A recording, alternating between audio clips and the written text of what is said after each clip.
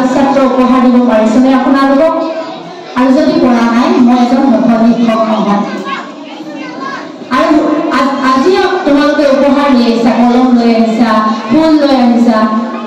এই কলম বা ফুলটোৱে আচলতে আমাক কৰা শ্ৰদ্ধাৰ গৰিমাক নহয় বুলি মই ভাবোঁ।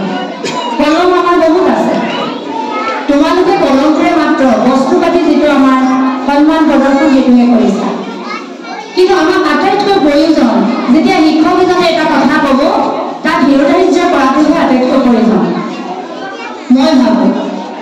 বহু সময়ত আমি কেৱল এজন শিক্ষক হোৱা নাই, পিতৃ আৰু মাতৃৰ দায়িত্ব পালন কৰিছোঁ। এইখিনি কৰিবলৈ যাওঁতে বিভিন্ন সময়ত তোমালোকে বিভিন্ন বেয়া কাম কৰিছা আৰু সেই বেয়া কামক আমি আঙুলিয়াই দিছোঁ। আঙুলিয়াই দিওঁতে তোমালোকে কিন্তু প্ৰতিজন শিক্ষকক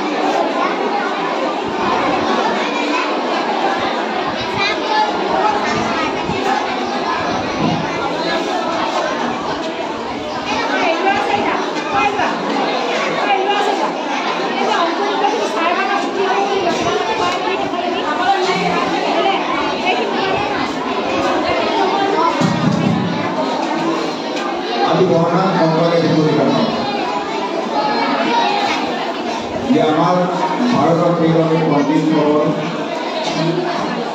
সেইগৰাকী মহান দাৰ্শনিক ৰাষ্ট্ৰপতি, সেইগৰাকী মহান শিক্ষক ডক্টৰ সৰ্বপল্লী ৰাধাকৃষ্ণন 1888 চনৰ আজি দিনটোত জন্ম হৈছিল।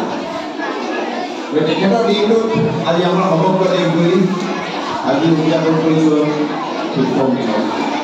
এই শিক্ষক দিৱস সমগ্ৰ দেশজুৰি। গতিকে আজিৰ দিনটো তোমালোকে তাৎপৰ্য নিশ্চয় জানা। আজিৰ দিনটোত জন্ম হৈছিল কোন? আমাৰ দেশৰ দাৰ্শনিক ৰাষ্ট্ৰপতি ডক্টৰ সৰ্বপল্লী ৰাধাকৃষ্ণন। বহু কাকত আলোচনাৰ এই প্ৰসংগত ঘূৰি আহিছোঁ। আজি শংকৰদেৱ শিশু নিকেতনত মাননীয় ভৰনাচাৰ্য আচাৰ্য ডাঙৰীয়ানী ইয়াত উপস্থিত শংকৰদেৱ শিশু নিকেতনৰ শিক্ষক শিক্ষয়িত্ৰীসকল, মৰমৰ ছাত্ৰ ছাত্ৰীসকল, পুনৰ ঘূৰি আহিছোঁ সেই প্ৰসংগলৈ। আজি শিক্ষক দিৱস। 1988 চনৰ আজিৰ দিনটোত সেইগৰাকী দাৰ্শনিক ৰাষ্ট্ৰপতি, সেইগৰাকী দাৰ্শনিক ব্যক্তি,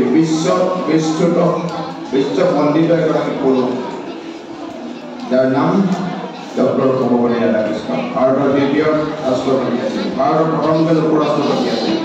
সেইজন ডক্টৰ সৰ্বপল্লী ৰাধাকৃষ্ণন আজি জন্মদিন। ডক্টৰ সৰ্বপল্লী ৰাধাকৃষ্ণন আজিৰ দিনটো তোমালোকে তাৎপৰ্য মনত ৰাখিবা। তেখেতৰ দিনটোত আমি আজি শিক্ষক দিৱস হিচাপে উদযাপন কৰিছোঁ। গতিকে ডক্টৰ সৰ্বপল্লী ৰাধাকৃষ্ণনৰ এই শিক্ষক দিৱস, ইয়াৰ জন্মদিনটো শিক্ষক দিৱস হিচাপে উদযাপন কৰা এটা বিশেষ তাৎপৰ্য আছে। ডক্টৰ সৰ্বপল্লী ৰাধাকৃষ্ণন এনেকুৱা এজন জনপ্ৰিয় ব্যক্তি আছিল, এজন দাৰ্শনিক আছিল। তেখেতৰ যি দৰ্শন, তেখেতৰ যি লিখনি আমাৰ দেশৰ কথা বাদেই বেছি একেটা লিখনি পঢ়িছিল অধ্যয়ন কৰিছিল আমাৰ ভাৰতৰ বাহিৰৰ অন্য দেশৰ ছাত্ৰ ছাত্ৰীসকলে অন্য দেশৰ ছাত্ৰীসকলে বেছি অধ্যয়ন কৰে এতিয়াও ডক্টৰ অসমীয়া ৰাজনীতিৰ লিখনি আমাৰ দেশত খুব কম অধ্যয়ন কৰা হয় একেটা ধৰ্মশাস্ত্ৰ আমাৰ বিভিন্ন পৃথিৱীৰ বিভিন্ন দেশত বিশেষকৈ আমেৰিকাত তেওঁ শিক্ষা প্ৰয়োগ কৰিছিল তেখেতৰ ধৰ্মশাস্ত্ৰৰ কাৰণে ডক্টৰ অসমীয়া ৰাজনীতিৰ তোমালোকক এটা ক'ব বিচাৰিছোঁ যে শিক্ষা দিৱসটো জন্ম কেনেকৈ হ'ল সৃষ্টি কেনেকৈ হ'ল কেতিয়াৰ পৰা এই শিক্ষক দিৱস আমি উদযাপন কৰিছোঁ তোমালোকে জানিব লাগে তেখেত তেতিয়া 1965 চনৰ পৰা 1966 চনলৈ 68 চনলৈকে তেওঁ ৰাষ্ট্ৰপতি হৈছিল তেখেতৰ জনপ্ৰিয়তা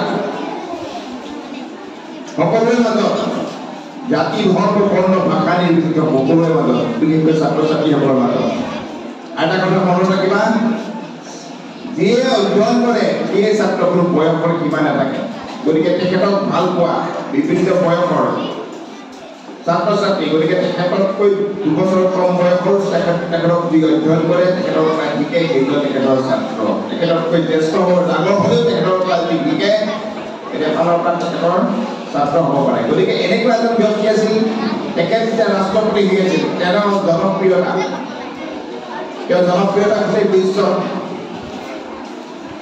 বন্দিত হৈছিল গতিকে তেখেত ৰাষ্ট্ৰপতি হৈ আছিল বিজ্ঞান ব্যক্তিসকলে তেখেতৰ ছাত্ৰসকলে আমাৰ দেশত কি কৰিছিল যে ছাৰ আপোনাৰ বাৰ্থডে যেনেকৈ উদযাপন কৰে আপোনাৰ বাৰ্থডেটো আমি উদযাপন কৰিব বিচাৰোঁ তেখেতে কৈছিল কি এনেকুৱা এজন ব্যক্তি এনেকুৱা এজন দাৰ্শনিক ব্যক্তি আছিল তেখেতে কৈছিল মোৰ জন্মটো কোনেও উদযাপন কৰিব নালাগে মই এনেকুৱা এজন ব্যক্তি স্বাৰ্থপৰ ব্যক্তি নহয় যে মোৰ বাৰ্থডেটো জাকজমকতাৰে বাৰ্থডে কেক কাটি উদযাপন কৰিব বিচৰা নাই মোৰ জন্মদিনটো মই নিজে পালন কৰিব আজিলৈকে কৰা নাই এতিয়াও নকৰোঁ যদি আপোনালোক বা তোমালোকে যদি উদযাপন কৰিব বিচৰা তেন্তে মোৰ জন্মদিনটো শিক্ষকসকলক মই যিহেতু এগৰাকী শিক্ষক পেছাত মই এগৰাকী শিক্ষক মই এগৰাকী দৰ্শনৰ শিক্ষক গতিকে তোমালোকে যদি উদযাপন কৰিব বিচৰা মোৰ জন্মদিনটো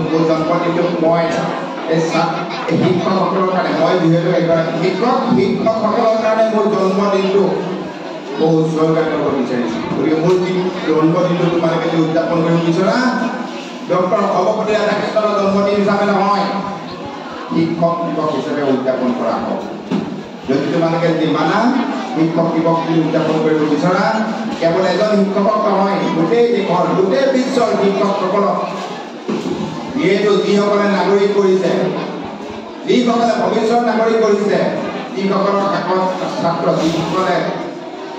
যিসকলে ছাত্ৰ ছাত্ৰীক জ্ঞান দিছে যিসকলে এই কৰিছে যিসকলে পৃথিৱীখন পঢ়িছে সেইসকল ব্যক্তি বন্দিত হ'ব লাগে সেইসকল ব্যক্তিক বিশেষভাৱে সন্মান জনাব লাগে গতিকে মোৰ আজি জন্মদিনটোত মই বিশেষভাৱে সেই শিক্ষকসকলক সন্মান জনাব বিচাৰোঁ খুব সন্মান জনাব নহয় এই ডক্টৰ সৰ্বপল্লী ৰাধাকৃষ্ণৰ জন্মদিন পালন কৰিব নালাগে যদি পালন কৰা হয় বিশেষভাৱে শিক্ষকসকলক তেতিয়া মই মোৰ দিনটো উদযাপন গতিকে তেওঁলোকৰ সন্মানাৰ্থে মই উৎসৰ্গা কৰিছোঁ গতিকে মোৰ তোমালোকে জন্মদিনটো শিক্ষক দিৱস হিচাপে উদযাপন কৰা কেৱল মোক তোমালোকে সন্মান জনাব নালাগে পৃথিৱীৰ সকলো শিক্ষকক যি জ্ঞান দিছে ছাত্ৰসকলক যি জ্ঞান দিছে যি ভূনাগৰিক কৰিছে সেই শিক্ষকসকলক বিশেষভাৱে শ্ৰদ্ধা জনাব লাগে গতিকে এতিয়া কি হ'ল 1966 চনৰ